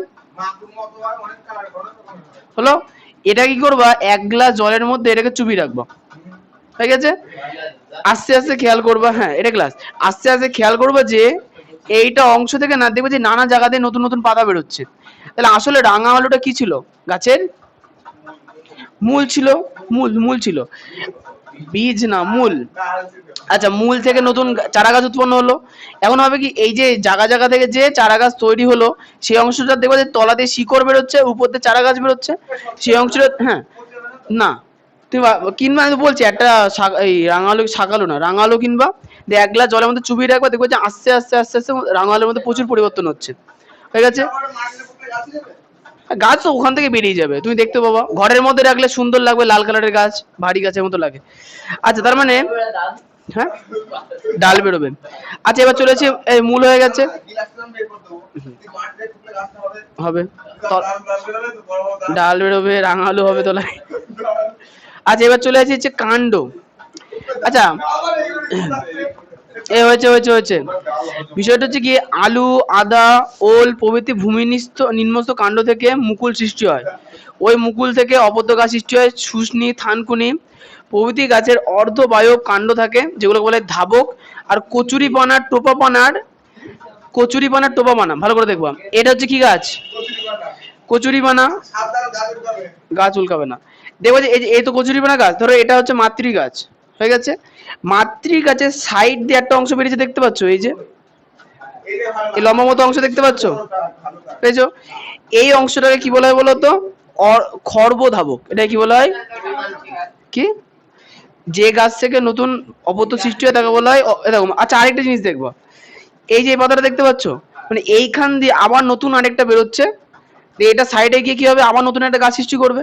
যদি মনে করো এই অংশটা আমি ভেঙে ফেললাম, তাহলে এটা যদি এখন জলের মধ্যে ফেলে রাখি, এটাকে মরে যাবে নাকি নতুন গাছ তৈরি হবে? নতুন গাছ তৈরি হবে। তাহলে এই যে জয়েন্টের যে অংশটা মাতৃ উদ্ভিদ থেকে এলো, এই অংশটার নাম কি বলবো? ছোট, মানে খর্ব ধাবক। কি বলা হয়? খর্ব ধাবক। আচ্ছা, এমনই শুষ্নি দেখেছো, শুষ্নি গাছ বা থানকুনি গাছ, শুষ্নি গাছ বা থানকুনি গাছের হচ্ছে কাণ্ডে, না আনতে হবে না, ওগুলো বাড়িতে দেখবা বা ছবি পাঠাবা, ঠিক আছে? ওগুলোর মূলের করে দেখবা কি ধাবক থাকে। আচ্ছা, ইয়ে গাছ তো দেখেছো, ওই যে আমরুল পাতা দেখেছো না, আমরুল বা ঘাস, যে কোনো ঘাস দেখেছো তো? ঘাসগুলো হয় কি, ধরো এখানে একটা ঘাস আছে, দরকার নেই, দেখতে পাবো না, ঘাসগুলো খুব কাছাকাছি, ঘাসের হয় কি, এটা এখানে মূল আছে, দেখো যে এই সাইড থেকে একটা অংশ এরকম ডান্ডা মতো বেরিয়েছে, দিয়ে এখান থেকে আবার ঘাস হলো, আবার এখানে কি হলো, মূল হয়ে গেল। কি সোজা হবে? স্ট্রেট বেঁকা বেঁকাই হয়, দেখবে যে আবার এখান থেকে আবার একটা নতুন বেরোবে, আচ্ছা বেশি উঁচু হয়ে গেল, এখান থেকে সাইডে একটা যাবে, দিয়ে এখানে আবার কি হলো, গাছ হয়ে গেল, এখানে হ্যাঁ। এবার এইভাবে, এবার তুমি তো একটা রাস্তা দেখলে, এইটা থেকে যে এখানে গেল, এখান থেকে যে একদিকে বেরোবে তা না, এর সাইড দিয়ে অন্য জায়গাতেও বেরোতে পারে। হ্যাঁ, দুব্বো ঘাস দেখবো ভালো করে, ঠিক আছে? এগুলোকে কি বলা হচ্ছে? ধাবক। আর কচুরিপানাকে কি বলা হচ্ছে? খর্বধাবক। পরীক্ষা কোশ্চেন, জলের উপরে কচুরিপানা হয়, হ্যাঁ এই তো, এই দেখো, হ্যাঁ এটা সাইড একটা আছে, ও এইটা, এটা বড় আছে, সে পাতা বোঝেছে। আচ্ছা, তাহলে এই অংশটার নাম কি? খর্ব ধাবক। এখন যদি ইয়েস, এই মতে একটা জিনিসে তো এইটুকুনি থাকবে কি, সব পুরো কি তুমি কচুরিপানা এরকম?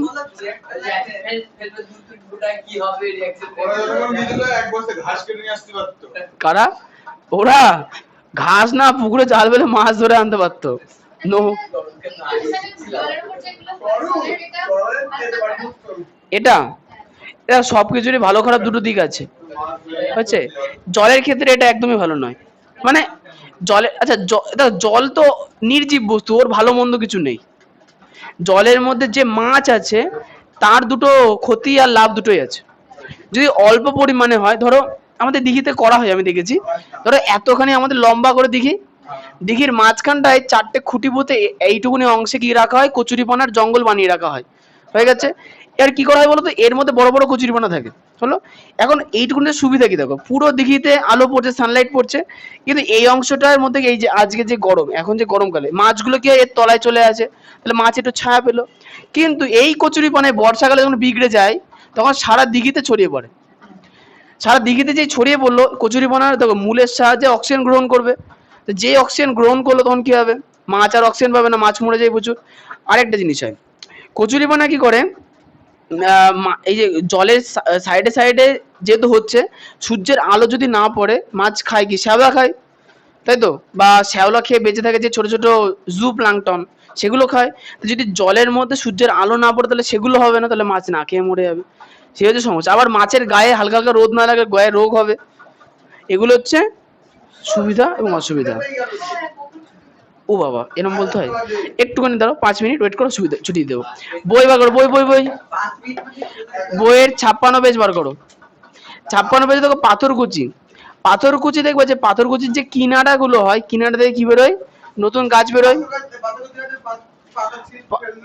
হ্যাঁ ঠিক, তাহলে ওইগুলোকে বলা হচ্ছে কি? পত্রাশ্রয়ী মুকুল। কি বলা হয়? পত্রাশ্রয়ী মুকুল। আচ্ছা, এরপরে চলেছে কৃত্রিম, ওটা বৈশিষ্ট্য। হ্যাঁ, আচ্ছা এবার চলেছে কৃত্রিম অঙ্গজ জনন। হ্যাঁ, রসালো মূল মানে? হ্যাঁ যাও যাও যাও, বাড়ি চলে যাও। চল, কোনো চাপ নেই আমার, তুমি চলে যাও। আচ্ছা এবার চলে আসে কৃত্রিম অঙ্গ জনন। গোলাপ গাছের কি করা হয়? ডাল কেটে অক্সিজেন লাগিয়ে মাটিতে পুঁতে দেয়, তার তলাতে শিকড় বেরিয়ে যায়, সেটা নতুন গোলাপ গাছ হয়ে যায়। আচ্ছা, তাহলে এটাকে কি বলা হচ্ছে? কি শাখা কলম। কি বলা হচ্ছে? শাখা কলম। আর আম গাছে কি করা হয়?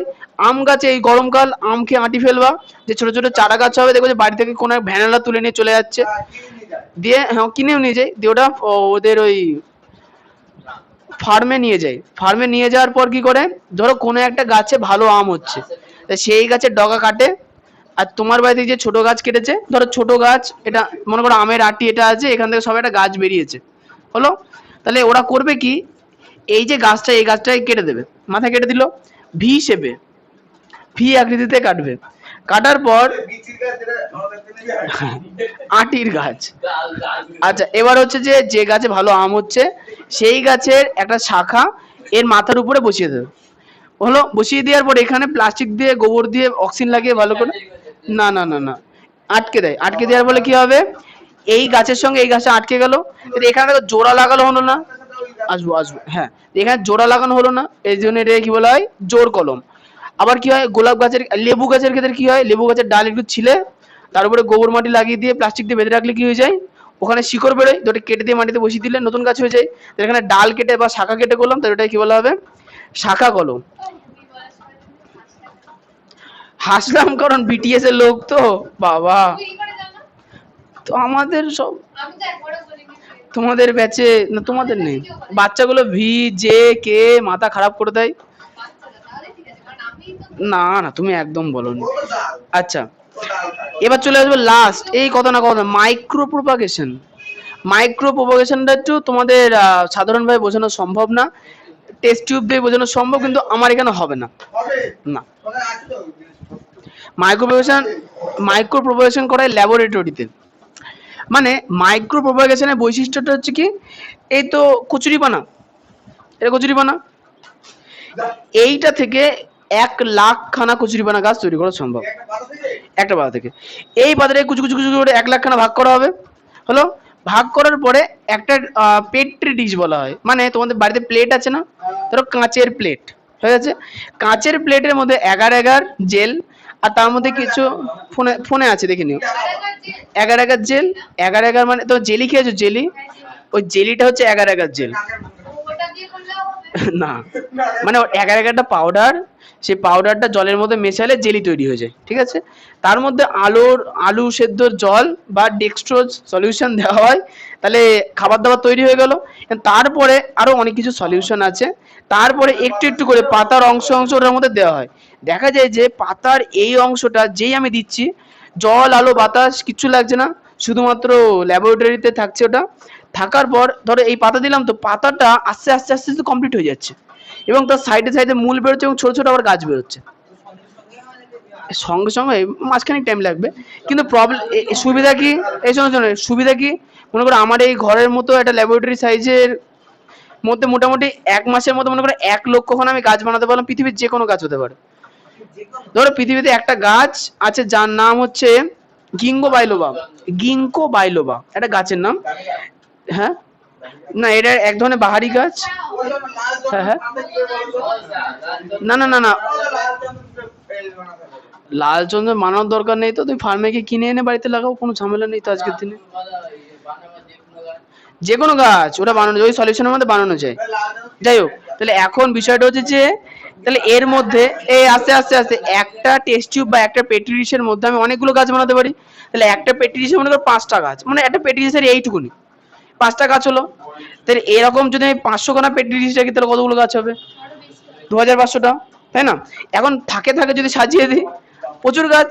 তাহলে এইটাকে বলছে কি মাইক্রো প্রোপাগেশন, মানে খুব ক্ষুদ্র অংশ নিয়ে ল্যাবরেটরিতে কিছু সলিউশনের মাধ্যমে আমরা টেস্ট টিউবের মধ্যে এই জিনিসগুলোকে তৈরি করতে পারি। রোদা ওই রোদ আর জল যে নিউট্রিয়েন্টটা দিচ্ছে সেটা আমরা এই সলিউশনের মধ্যেই প্রোভাইড করব। হয়েছে, এই সলিউশনগুলো প্রচুর দাম, লাখ লাখ টাকা দাম। বায়োলজি নিয়ে পড়াশোনা করে এমএসসি করার পর যদি তুমি পিএইচডি করতে যাও তখন তোমাকে এই টেস্টগুলো করার জন্য সরকার থেকে টাকা দেওয়া হবে, লাখ লাখ টাকা দেওয়া হবে করার জন্য। কি 5-10 বছর চন্দন গাছে প্রবলেম নেই। প্রবলেম ধরো তুমি তোমার বাড়ি, ধরো আমার বাড়ির বাগানে আমি চন্দন গাছ লাগালাম, কোনো ব্যাপার না, সুন্দর চন্দনের গন্ধ আমরা শুকতে পাবো। কিন্তু যেই গাছটা ম্যাচিওর হয়ে যাবে না, একদিন রাত্রিবেলা না আমি আর গাছ দেখতে পাবো না। হ্যাঁ, সাপ টাপ থাকে ঠান্ডা বলে। হ্যাঁ, চুরি হয়ে যাওয়ার খুব ভয়। আচ্ছা, ব্যাপার আছে আসলে মানুষের সাধারণ। আর ব্যাপারটা হচ্ছে চন্দন গাছটা প্রচুর দামি গাছ তো। আগেকার দিনে কি ছিল বলতো, মানে সরকারিভাবে চন্দন গাছ নিজের বাড়ির জমিতে লাগানো। না না, এখন লাগানো যায়, আগে যেত না। আগে এটা পারমিশন নিয়েও করা যেত না। এখন এখন এমনি লাগানো, যেখানে সেখানে চন্দন গাছ যেখানে সেখানে লাগানো যায়। সাপ হলে হলো, সাপ থাকবে চন্দন গাছে, আমার গাড়ির মধ্যে তো থাকছে না, আরো ভালো। যখন যখন ইচ্ছা হবে সাপ ধরে খেয়ে নেবো চন্দন গাছে। হ্যাঁ, দেখেছো বুদ্ধি, বিজনেস। সাপও বেচবো, সাপের বীজ কৌটোতে ভরে ক্যান্সারের ওষুধ বানানোর জন্য বেচে দেবো, তাই না? এই হচ্ছে ব্যবসায়ী। কি করছো? আচ্ছা এবার শোনো, এবার আসবো।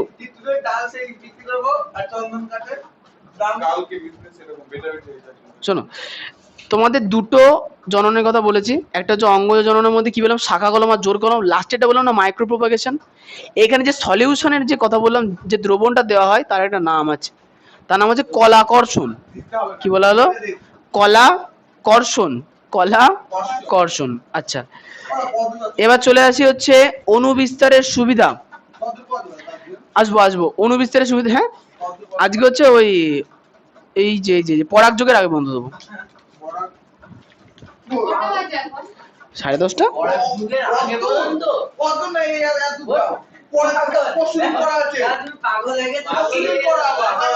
তোমাদের এক পাতা পড়া দিয়েছি তাদের এরকম হয়? কেমন ভাব করছে দেখো। আসবে না, হ্যাঁ এইটা হচ্ছে ভালো কথা, ঠিক বলেছে। সারাদিন স্কুল ছুটি কি বাড়িতে ঘাস কাটবা? করবা না, অন্য পড়া করতে। আচ্ছা আচ্ছা ঠিক আছে, বাদ দাও, জনুক্রম বন্ধ পড়ে। জনুক্রম সবুজ উদ্ভিদ পরের দিন করাবো। আচ্ছা, জনুক্রমে আছে দেখো, জনুক্রম মানে হচ্ছে যে জনুক্রম বিষয়টা একটু গন্ডগোল টাইপের। দেখো, না না বিশাল, মানে বিশেষ গন্ডগোল না। আমাদের এটা বুঝতে 3 মাস টাইম লেগেছিল বিএসসি তে। 6 মাসের মধ্যে 3 মাস জনুক্রম বুঝতে টাইম লেগেছে। আমি ইজিলি বুঝিয়ে দিচ্ছি, ভালো করে শোনো। বিষয়টা হচ্ছে যে জনুক্রম বলছে কি জীবের জীবন চক্রে, মানে রেণুধর উদ্ভিদ, মনে করো রেণুধর উদ্ভিদের নাম মস, ফান, তাই না? তাহলে বলছি কি জীবের জীবন চক্রে রেণুধর জনু বা ডিপ্লয়েড জনু এবং লিঙ্গধর জনু বা হ্যাপ্লয়েড জনুর পর্যায়ক্রমিক আবর্তনকে বলা হচ্ছে জনুক্রম। পর্যায়ক্রমিক আবর্তনকে কি বলা হচ্ছে? জনুক্রম। হ্যাঁ, আসবো। আমি তোমাদের যেটা নিয়ে পড়াবো সেটা হচ্ছে ফার্ন। সেটা হচ্ছে ফার্ন। ধরো একটা ফার্ন গাছ আছে, এই শোনো, এই শোনো, মনে করো পরিণত একটা ফার্ন গাছ আছে, হয়েছে? তাহলে পরিণত ফার্ন গাছ কেমন হবে? পরিণত ফার্ন গাছ রেণুধর হবে, হয়ে গেছে। তাহলে গাছ অল টাইম 2n, যে কোনো জীব সবসময় কি হবে? 2n হবে। আচ্ছা এইবার কোশ্চেন এখন করবো না, পুরো সার্কেলটা বুঝে নেওয়ার পরে কোশ্চেন করবা। তাহলে এই গাছের পাতার পেছনে রেণুথলি হবে, যেগুলোকে আমরা কি বলি সোরাস। কি হবে? রেণুথলি। তাহলে রেণুথলিকে আমরা কি বলবো? সোরাস। আচ্ছা তাহলে সোরাসের মধ্যে কি থাকবে? সোরাসের মধ্যে থাকবে হচ্ছে রেণু। সোরাসের মধ্যে কি থাকবে? রেণু। এবার এই সোরাসের মধ্যে বিষয়টা হচ্ছে ভালো করে বুঝবে, এই জায়গাতে ছেলেপেলে খুব ভুল করে ফেলে। সোরাসের মধ্যে তোমরা জবা ফুল দেখেছো না? হচ্ছে আমি জবা ফুলের একটা ছোট স্ট্রাকচার আছে, জবা ফুলের মাথার উপরে দেখবা যে ওই কি থাকে এগুলো, না না লাল কালারের এই অংশটা হয়, এটাকে আমরা বলি গর্ভমুণ্ড। জবা ফুলের ভালো করে দেখতে হবে, গর্ভমুণ্ডে যেটা ডান্ডা থাকে, ডান্ডার পাশে এই হলুদ হলুদ কালারের একটা বাংলার পাঁচের মতো শেপের থলি থাকে, যেগুলো ফেটে গেলে হলুদ কালারের রেণু বেরোয়। হয়ে গেছে? তাহলে রেণু ভালো করে শুনবা। জবা ফুল দেখো না জীবনে? দেখবা বাড়ি গিয়ে, যে মাথার উপরে একদম লালচে লালচে একটা অংশ আছে, যেটাকে বলবো আমরা গর্ভমুণ্ড। ঠিক তার নিচে যে সরু ডান্ডাটা আছে, জবা ফুল নিয়ে আসো যাও, যেতে হবে না। এই বাদ দাও, এই শোনো, তাহলে এইখানে যে নেই নেই কোথাও নেই, আমাদের বাড়িতে নেই। এই যে বাংলার পাঁচের মতো অংশ, এটাকে বলে রেণুথলি। এটা কি বলা হয়? এই রেণুথলি যে ডান্ডার উপরে আছে, এটাকে বলা হয় পুংদণ্ড। তাহলে পুংদণ্ডটা রেণুথলিকে ধরে রেখেছে না? পুংদণ্ডটা রেণুথলিকে ধরে রেখেছে, তাহলে এইটাকে বলবো আমরা রেণুধর। কি বলবো এটাকে আমরা? রেণুধর। বিষয়টা হচ্ছে এই যে সোরাস, শোনো, সোরাসের যে গোলাকার থলি হয়, থলির মধ্যে কি হয়, গোল গোল গোল গোল ডান্ডা দিয়ে মানে এরকম একটা অংশ থাকে, এইগুলোকে আমরা বলবো রেণুধর। মানে রেণুকে যে ধরে রেখেছে সে হচ্ছে রেণুধর। ওকে, হয়ে গেছে রেণুধর। আচ্ছা আসবো, এই শোনো, এবার চলে আসবো, তাহলে রেণুধর থেকে তৈরি হবে কি? রেণু মাতৃকোষ। কি তৈরি হবে? রেণু মাতৃকোষ। হলো? এবার রেণু মাতৃকোষ থেকে তৈরি হবে রেণু।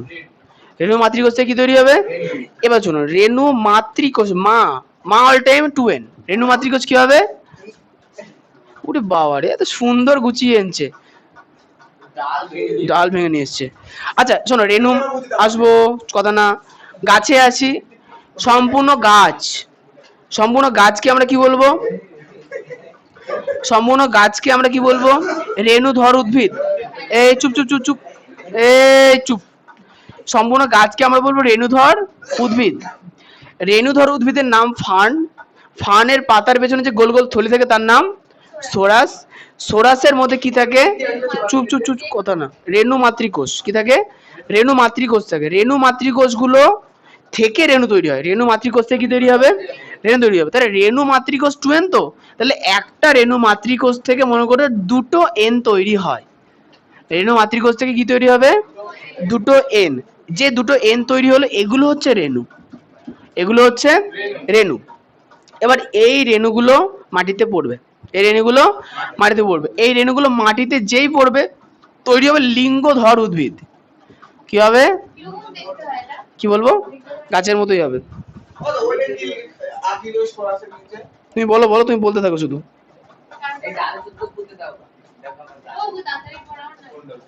আচ্ছা তৈরি হবে কি? লিঙ্গধর দেহ। তৈরি হবে কি?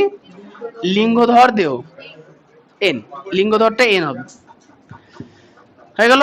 আচ্ছা লিঙ্গধর থেকে তৈরি হবে কি? ডিম্বাণু। লিঙ্গধর থেকে কি তৈরি হবে? ডিম্বাণু। তাই ডিম্বাণু এন হয়, তোমরা জানো সবাই। হয়ে গেছে? আচ্ছা আরেকটা তৈরি হবে পুংধানী। আরে কি তৈরি হবে? পুংধানী। পুংধানী, হ্যাঁ হ্যাঁ ইয়েস, হ্যাঁ ডিম্বাণু। আচ্ছা ডিম্বাণু কোথা থেকে তৈরি হয়? ডিম্বাণু ডিম্বাশয় থেকে তৈরি হয় তো।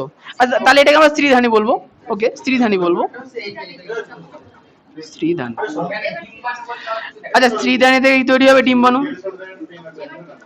স্ত্রীধানী থেকে তৈরি হবে ডিম্বাণু। পুংধানী থেকে তৈরি হবে, হ্যাঁ হ্যাঁ শুক্রাণু। ঠিক আছে, না লিখে দিই, হয়ে গেল। আচ্ছা এখন এই শুক্রাণু আর এই ডিম্বাণু, শোনো, এই শুক্রাণু আর এই ডিম্বাণু এরা যখন মিলিত হবে তখন একসঙ্গে তৈরি হবে জাইগোট। কি তৈরি হবে? জাইগোট। মানে ছাগল চলে গেল, জাইগোট হয়ে গেল। জাইগোট আবার কি? 2n। তাহলে এটা, এই যে রেণু তৈরি হলো, এই যে জাইগোট থেকে, এই জাইগোটটা মাটিতে পড়বে, আবার নতুন গাছ হবে। হয়ে গেল। এই নতুন গাছটা আবার কেমন হবে, পরিণত, মানে সময়ের সাথে সাথে পরিণত আবার রেণুধর উদ্ভিদে পরিণত হবে। আবার এবার ঘুরবে, চক্রাকার পদ্ধতিতে ঘুরবে। এবার মাঝে মাঝে যে ঘটনাটা ঘটে কি, রেণু মাতৃকোষ থেকে না সরাসরি আবার মাঝে মাঝে গাছ তৈরি হয়েছে। রেণু রেণু মাতৃকোষ 2n ছিল, সেখান থেকে সরাসরি গাছ তৈরি হয়ে গেল, তা হতে পারে। ওটা হচ্ছে এটা, রেণু মাতৃকোষ মাটিতে বললো, ওটা হয়।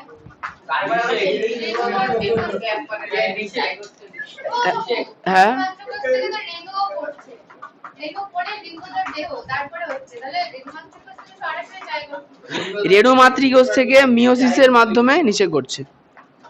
আর জাইগোট কি করে হচ্ছে? হুম, মাইটোসিস। মাইটোসিস। জাইগোট হচ্ছে যৌন জননের মাধ্যমে হয়, এন আর এন জুড়ে গিয়ে 2n। আচ্ছা বলো তো অঙ্কিত, সবার প্রথমে কি থাকে? এই এত ভুল কে করছে? আসতেই পারে।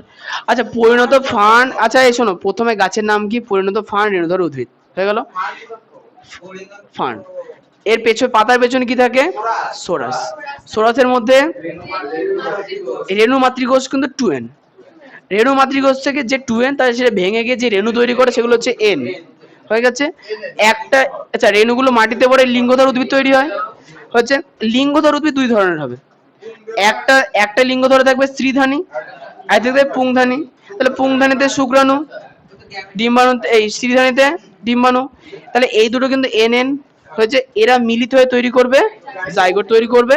এবার জাইগোট থেকে আবার নতুন অপত্য উদ্ভিদ তৈরি হবে। ইয়েস, অপরিণতর পরিণত। হ্যাঁ হ্যাঁ, অপরিণতর পরিণত। অপরিণত আর পরিণত। আচ্ছা অপরিণত মানে হচ্ছে সবে গাছটা তৈরি হয়েছে, আর পরিণত মানে হচ্ছে কি গাছটা মানে প্রজননের জন্য প্রস্তুত, মানে বংশ বিস্তারের জন্য প্রস্তুত। কি কি বুঝবা? এই হচ্ছে জবা ফুল।